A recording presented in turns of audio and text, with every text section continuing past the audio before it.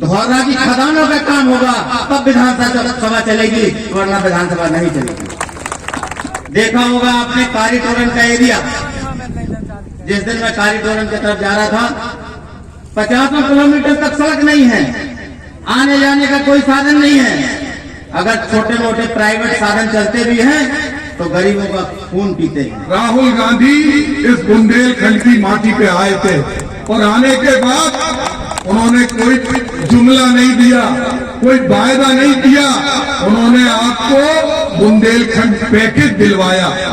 आज उसी तरह हमारे बीच में जिन्होंने विकास का एक इतिहास सृजित किया है, छत्तीसगढ़ के मुख्यमंत्री हैं, आप सबके कर्जे माफ करेंगे, आपका बिजली का बिल हाफ करेंगे, हमारी जो बहनें हैं उनको स्कूटी देंगे।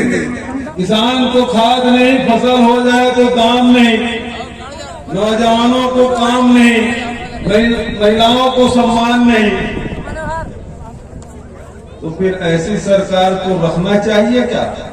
जब से योगी जी मुख्यमंत्री बने हैं तब से ये अन्ना जानवर के बाढ़, अन्ना जानवर के बारे में भारतीय जनता पार्टी में कुछ बोलते हैं क्या?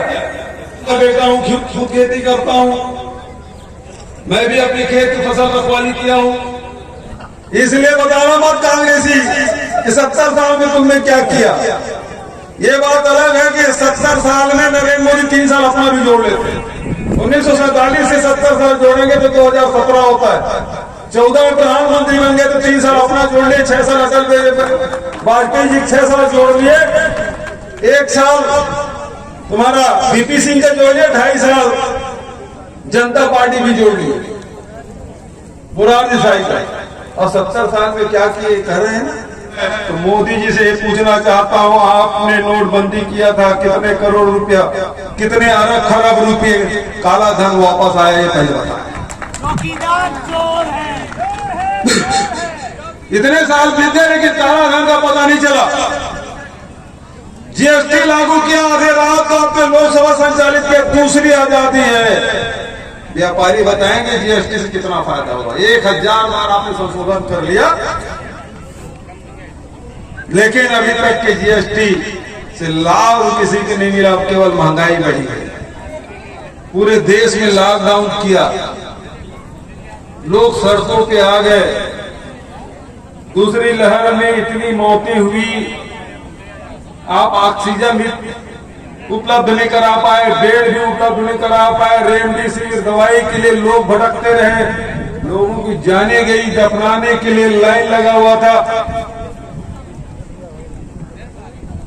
स्मशान घाट में जगह नहीं मिल रहा था, नदियों में लाशें बहाई गई। मोदी जी और योगी जी इतना ही बता दीजिए कि उत्तर प्रदेश की नदियों में कितनी लाश बही, यही गिनती करके बता दो आप। नेहरू जी और इंदिरा जी से बाद में आप सवाल करें। आप जो किए उसका उत्तर तो दो। आप खाद क्यों उपलब्ध नहीं करा पाए, इसका उत्तर तो दो। नौजवानों को नौकरी क्यों नहीं दे पाए, इसका उत्तर दो। किसानों को दाम नहीं दे पा रहे, उसका उत्तर तो दो। किसानों के दाम के बारे में भारतीय जनता पार्टी कोई बात नहीं कर रही है। नौजवानों को नौकरी के बारे में भारतीय जनता पार्टी बात नहीं कर रही है। ये कभी हिजाब की बात करते हैं, कभी जिन्ना के बारे में बात करते हैं। इससे लोगों को पेट भरने वाला नहीं है।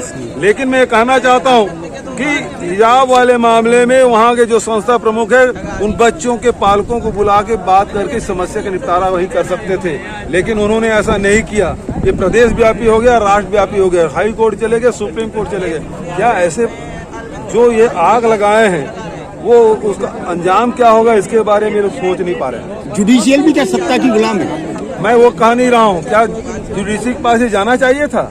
ये समस्या वहीं नहीं पर जाना चाहिए था। स्कूल कॉलेज की बात है, वहाँ जो प्रिंसिपल है बुलाते, पालकों को बुला के बात कर रहे थे, समस्या खल जाती।